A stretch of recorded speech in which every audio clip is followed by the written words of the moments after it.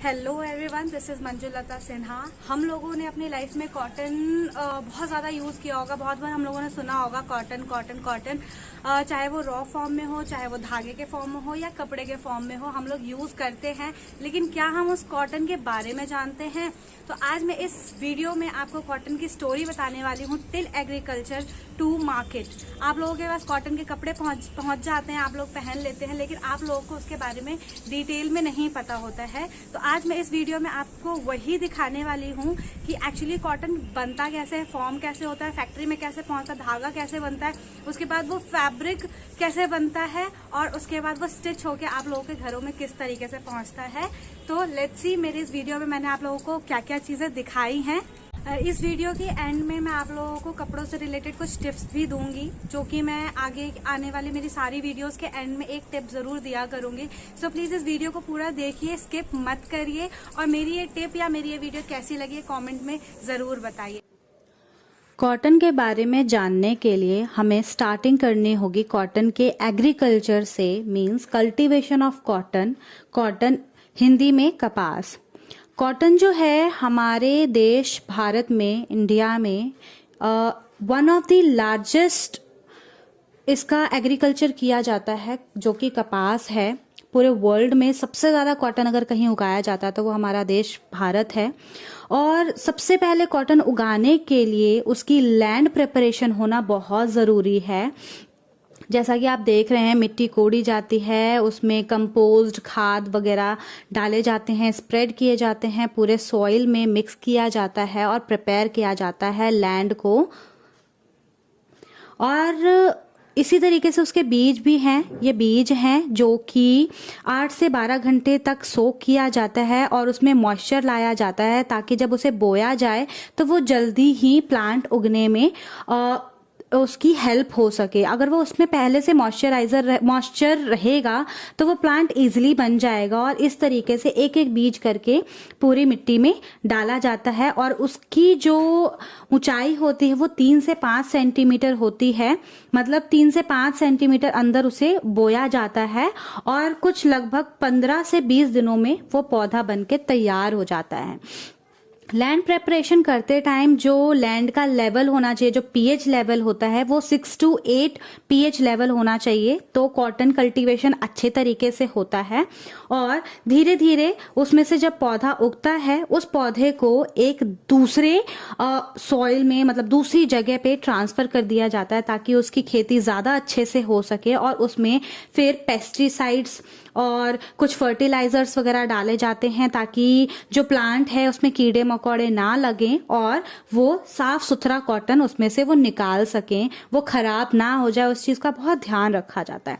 हमारे देश में कई स्टेट हैं जहां पे कॉटन उगाया जाता है, जैसे महाराष्ट्र, गुजरात, कर्नाटक, मध्य प्रदेश, पंजाब, राजस्थान, हरियाणा, तमिलनाडु, यूपी।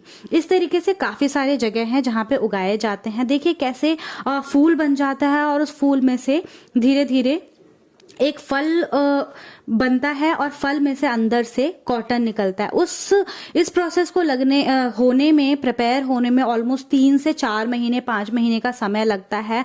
और धीरे धीरे जून जुलाई के समय पे जब ज्यादा गर्मी रहती है, तो इसका जो पौधा है इसे बिल्कुल प्रॉपरली तैयार हो जाता है, और इसके जो कपास है, कपास फैक्ट्री में जाने के लिए प्रॉपरली तैयार हो जाता है। आप देख सकते हैं कैसे इतना साफ सुथरा कॉटन आपको दिखाई दे रहा है, लेकिन इस तरीके से हम जा सकते हैं।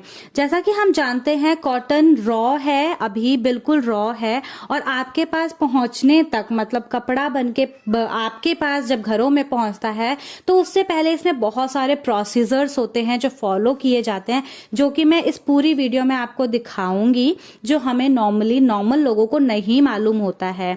इस तरीके से जब वो बंडल बना दिया जाता है, तो वो दूसरी फैक्ट्री में भेजा जाता है, जहां से उस कॉटन का टेस्ट करके, कॉटन में भी काफी वेरिएशन होती है, काफी अलग अलग तरह के कॉटन होते हैं। जैसे कि जिस स्टेट में उगाया जाता है, अगर पहाड़ पे उगाया गया तो वो अलग तरह की कॉटन होते हैं, उनके भी वेरिएशन नेम होते हैं।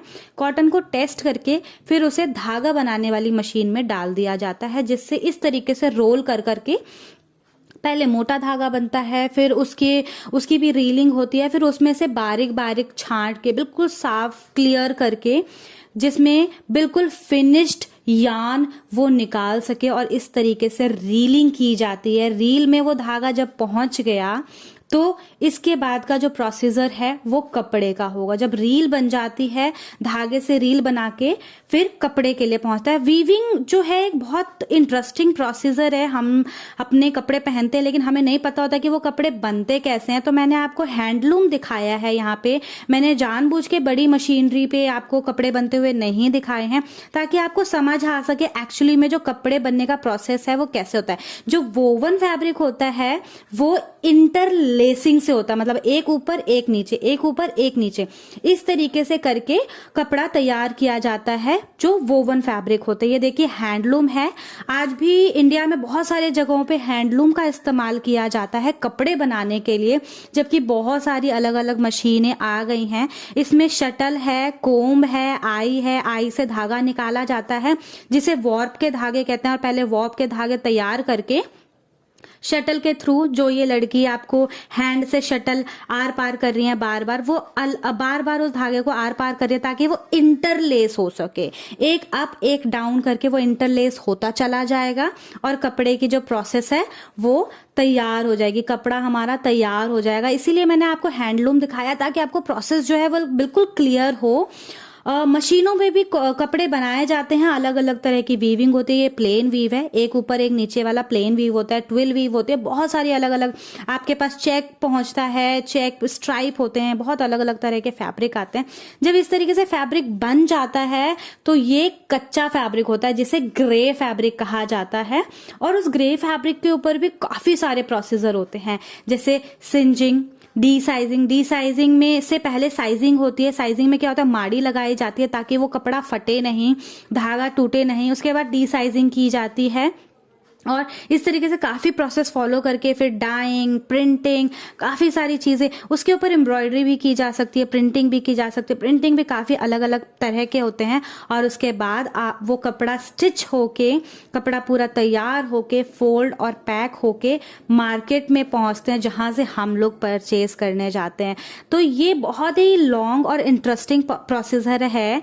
जब हम उन कपड़ों को खरीदते हो तो उससे पहले का प्रोसीजर हमें नहीं पता होता है कि वो मार्केट में किस सिचुएशन से निकल के पहुंचे हैं और फिर हम उसको परचेज करते हैं।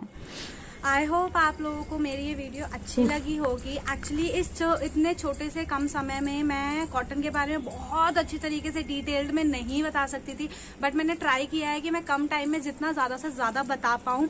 तो प्लीज़ इसको लाइक करके ज़रूर मुझे बताइए कि आप लोगों को ये वीडियो कैसी लगी है। और आज की जो टिप है वो ये है फ्रेंड्स, जैसे आप लोग बहुत बार यूज़ करते हैं, अपने घरों में कपड़े यूज़ करते हैं जिसका कलर फेड हो जाता है और आप लोग उसे फेंक देते हैं या उसे थ्रो कर देते हैं। जैसे व्हाइट शर्ट आपने पहनी, एक बार पहनी, दूसरी बार आप लोगों को वो फेड लगने लग जाती है।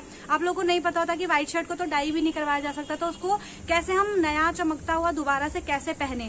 तो इसके लिए बहुत सिंपल सा एक तरीका है। आपके जो भी कपड़े आपको लग रहे हैं फेड हो रहे हैं या फिर उसकी चमक शाइन चली गई है, तो आप एक काम कर सकते हैं, एक ब्लैक पॉली बैग में या फिर किसी कवर्ड में जहाँ पे अंधेरा हो, उस जगह पे उस कपड़े को स्टोर करके रख सकते हैं अबाउट 10 to 15 डेज या उससे भी ज्यादा।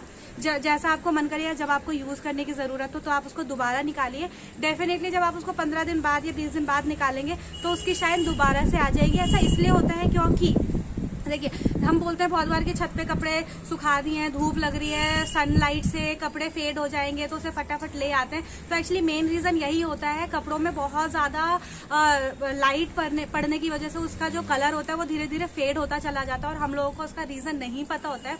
तो आप इसके लिए बहुत ईजी सा यही ट्रिक अपनाइए कि उसे एक ब्लैक स्पेस में, एक ब्लैक जगह पे, अंधेरे की जगह पे उसे स्टोर करके रखिए और जब आपको उसे रीयूज करना हो तो आप उस शर्ट को दोबारा निकालिए और पहने। Definitely it will shine. अगर आप लोगों को मेरी ये वीडियो अच्छी लगे डेफिनेटली इसे लाइक करिए। थैंक